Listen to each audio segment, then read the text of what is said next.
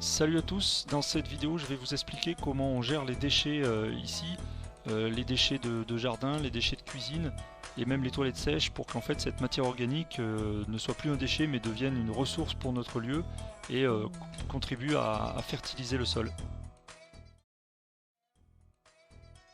Voilà donc les composts que j'ai fabriqués à l'aide de palettes et de tôles de récupération.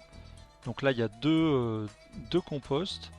Deux compartiments de compost, un d'apport et un de maturation.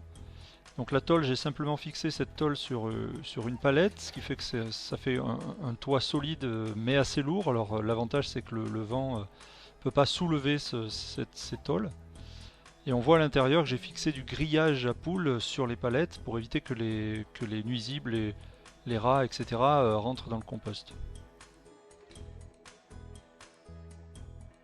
Pour ajouter des déchets de cuisine dans le compost, j'utilise la fourche pour créer un trou en fait, pour brasser un petit peu d'une part, et puis pour créer un trou dans le compost, je fais pareil avec les toilettes sèches, hein, je fais un trou dans le compost.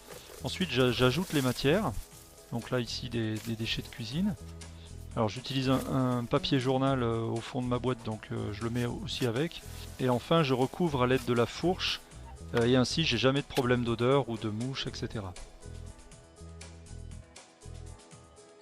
Donc une fois que le bac d'apport est plein, il va falloir transvaser le contenu dans le bac de maturation pour que le compost continue de se décomposer. Il va perdre beaucoup de volume et je vais le laisser comme ça pendant une année complète dans ce bac. Donc une fois par an, je vais trier ce compost qui est mature avec une grille simplement. Je lance le compost dessus et ça trie les matières qui ont été mal décomposées, en tout cas qui n'ont pas fini de se décomposer, les morceaux de bois, etc. Et donc j'utilise ce grille pour calibrer en sorte le compost, pour le raffiner. Alors il n'est pas rare dans le compost de trouver ce type de larves qui ressemblent aux larves du hanneton.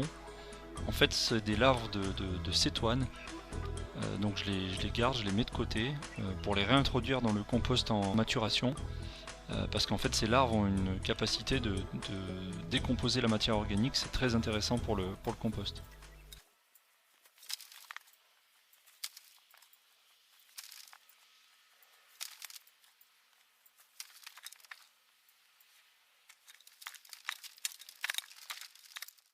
Et voilà, sous le tamis, j'obtiens ce terreau super allégé et super enrichi que je vais pouvoir utiliser au potager et au verger.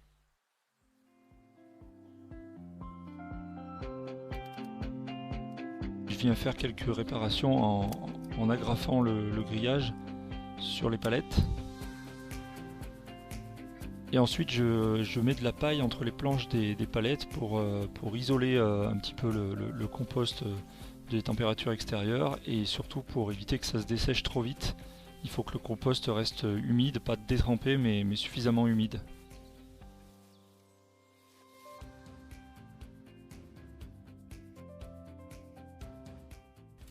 Voilà, j'ai plus qu'à transvaser le bac d'apport dans le bac de maturation, donc ça permet de brasser un peu les matières. Et surtout je fais des couches avec ce compost et des matières azotées. Donc de l'ortie, des feuilles qui sont tombées récemment et je mouille entre les couches. Ça va permettre de remonter le compost en température et tuer les germes pathogènes. Et voilà, on va le laisser comme ça pendant une année complète. Je pratique aussi le compostage frais, donc avec les déchets de cuisine, simplement en les mettant sous la paille. Donc je soulève simplement la paille qui est en place sur mes planches de culture et je verse le contenu de ma boîte de compost.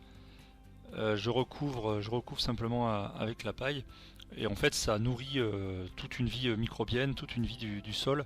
Et petit à petit j'avance dans la planche pour fertiliser toute la planche. Voilà, rien de compliqué, je fais encore des essais. Si vous avez des expériences là-dessus, on peut en discuter dans les commentaires.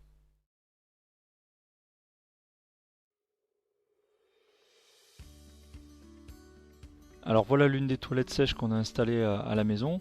Vous trouverez plein de tutos sur internet pour les fabriquer vous-même. Ce que je voudrais expliquer, c'est surtout le choix des toilettes sèches. Pourquoi utiliser des toilettes sèches? C'est pas seulement pour économiser les 10 litres d'eau qu'on utilise à chaque fois qu'on tire la chasse, à chaque fois qu'on va aux toilettes, c'est surtout pour que ces 10 litres d'eau ne se retrouvent pas mélangés aux autres eaux qui sont beaucoup plus faciles à dépolluer. Les eaux grises, les eaux de machine à laver, de douche, etc. C'est assez facile à dépolluer avec des systèmes de phytoépuration ou des systèmes assez basiques. Mais par contre, les eaux noires, les eaux qui viennent des toilettes, sont très difficiles à dépolluer parce qu'elles contiennent beaucoup de germes pathogènes dans les matières fécales, il y a des médicaments qui se retrouvent dedans, etc. Donc c'est très compliqué à dépolluer tout ça.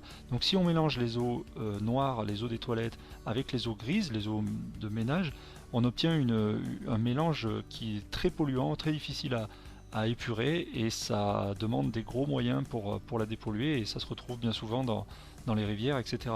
Donc c'est pas 10 litres d'eau qu'on gaspille finalement, mais c'est des centaines de milliers de mètres cubes, et puis toute la biodiversité qui va avec, tout ce que ça engendre comme pollution. Il y a une deuxième chose, c'est que lorsqu'on mange des fruits ou légumes qui proviennent de notre jardin, on a tout intérêt à remettre nos déjections dans ce jardin pour éviter la perte de fertilité des sols, pour éviter que les nutriments et les minéraux qui ont été consommés par les fruits ou les légumes ne soient perdus en tirant la chasse d'eau. Il faut absolument qu'ils retournent dans notre sol pour garder la fertilité du sol. Sinon, on n'a pas d'autre choix que de faire appel à des intrants, des fumiers, des engrais ou des fertilisants qui viendraient de l'extérieur. Et ça, c'est bien ce qu'on veut éviter en permaculture. On essaye de travailler avec les ressources du lieu. Au niveau de la litière qu'on peut utiliser pour les toilettes sèches, nous on utilise des copeaux qui viennent d'une menuiserie.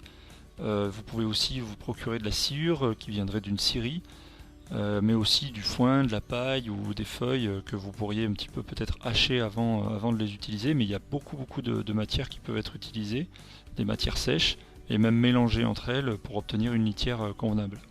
L'idéal est de produire cette ressource directement sur le lieu d'habitation. Voilà, une fois que j'ai vidé mon seau au compost, je le lave avec une brosse dédiée à ça. Et puis je mets au fond du seau un petit fond de paille, un petit lit de paille pour éviter que ça attache, et c'est beaucoup plus propre comme ça. Faut pas trop en mettre. Je le vide à peu près une fois par semaine et ça me prend 10 minutes. Et voilà, j'ai plus qu'à replacer le seau sous mon toilette. Voilà, c'est fini pour cette vidéo, on peut en discuter dans l'espace commentaire juste dessous. Je vous invite à visiter le site gécologique.com, le site de notre association, pour voir les activités qu'on propose sur la permaculture notamment. Et je vous dis à bientôt.